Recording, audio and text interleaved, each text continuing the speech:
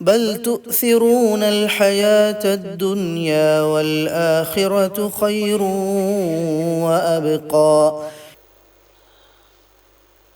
جو قبر کی زندگی ہے، اس زندگی کے متعلق صراحت کے ساتھ قرآن اور حدیث میں بڑی وافر معلومات موجود ہیں، بڑی واضح جانکاریاں موجود ہیں، اور اس لیے بھی کہ قبر کا تعلق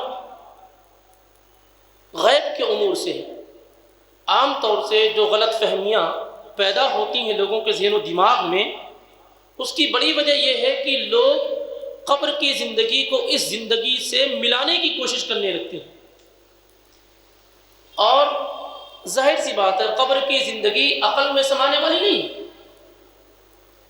اسی لیے اللہ تعالیٰ نے سورہ بقرہ کی شروعاتی جو آیات ہیں اس میں اللہ تعالیٰ نے ایمان والوں کی جو کوالٹیز، جو صفات بیان فرمائی وہ کیا ہے؟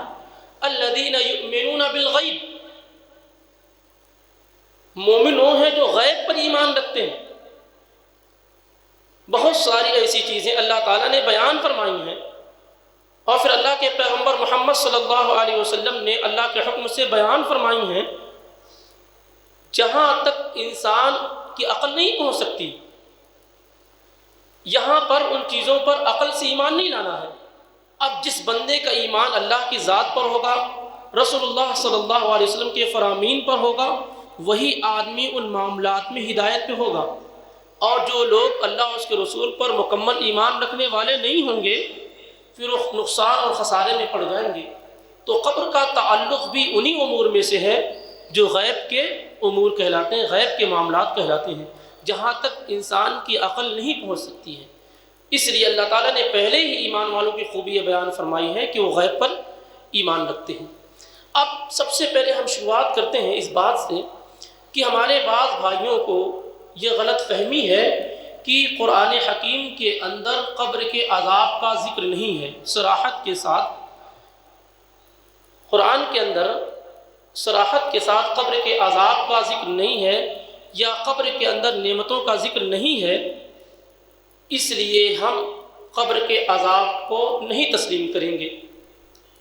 یہ پہلا شبہہ ان کا ہے، اور اسی طریقے سے وہ یہ بھی کہتے ہیں کہ اگر احادیث میں جو چیزیں بیان کی گئی ہیں کہ مردہ چیختا ہے، چلاتا ہے، اسے عذاب دیا جاتا ہے، قبر کشادہ کی جاتی ہے، قبر تنگ کی جاتی ہے، یہ چیزیں نظر کیوں نہیں آتی؟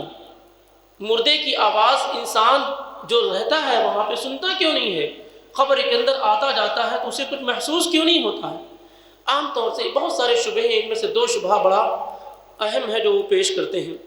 سب سے پہلی بات تو ہم آپ کو یہ بتا دیں کہ یہ سمجھ لینا، پہلی بات کہ اگر کسی چیز کا قرآن میں ذکر نہیں ہے، اگر کسی چیز کا قرآن میں ذکر نہیں ہے اور احادیث میں ذکر ہے تو کیا اس پر ایمان اور لایا جائے گا کہ نہیں لایا جائے گا؟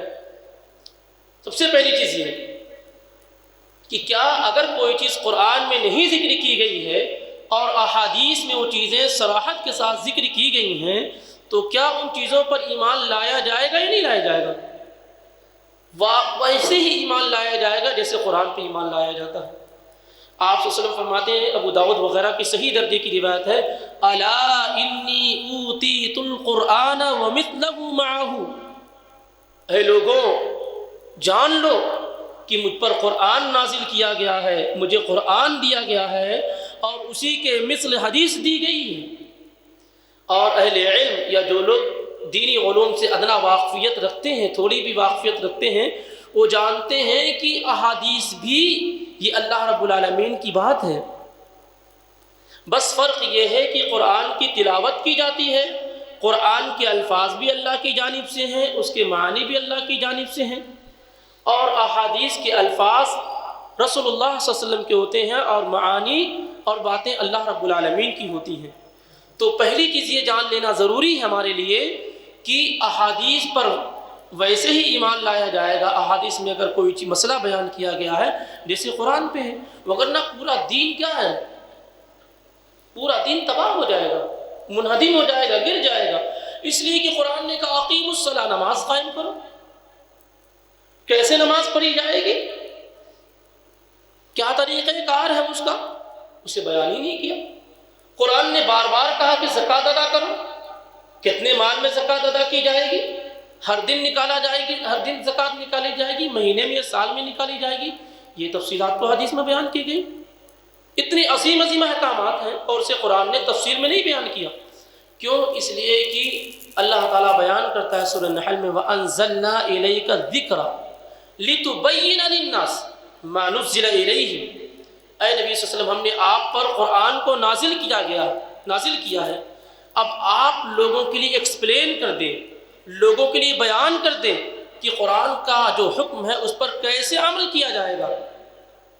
اسی لیے احادیث کے بغیر قرآن کو سمجھا ہی نہیں جا سکتا، احادیث کے بغیر قرآن کو سمجھا ہی نہیں جا سکتا۔ تو پہلی چیز یہ سمجھ لیں کہ اگر کوئی چیز قرآن میں نہیں ذکر کی گئی ہے اور وہ چیزیں صحیح احادیث میں ذکر کی گئی ہیں تو اس پر ایمان لانا ویسے ہی ضروری ہے جیسے قرآن میں ضروری ہے۔ اسے بہت ساری چیزیں احادیث میں تفصیل سے ذکر کی گئی ہیں اور قرآن میں اس کا ذکر موجود نہیں ہے۔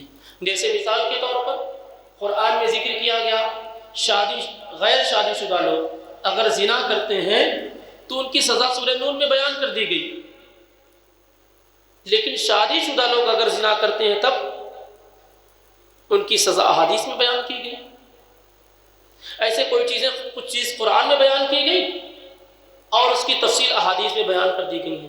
تو ایمان والوں کے لیے ضروری ہے کہ وہ قرآن اور حدیث دونوں چیزوں کو کیا ہے اپنے لیے حجت اور دلیل سمجھیں۔ اس لیے یہ ایک بات سپوز ہم بفرض محال اگر ہم یہ مان لیتے ہیں کہ قرآن میں قبر کے متعلق بیان نہیں ہوا ہے اور احادیث میں بیان ہوا ہے تو ہمارے لیے یہ چیز ضروری ہے کہ اس پر ایمان لائیں۔ لیکن جہاں تک معاملہ یہ ہے ان کے اعتراضات کا کہ احادیث میں یہ ذکر نہیں، قرآنی آیات میں یہ ذکر نہیں کیا گیا ہے قبر کے متعلق، تو یہ ہمارے بھائیوں کی کچھ فہمی، قرآن سے دوری یا اس کو نہ سمجھنے کا نتیجہ ہو سکتا ہے۔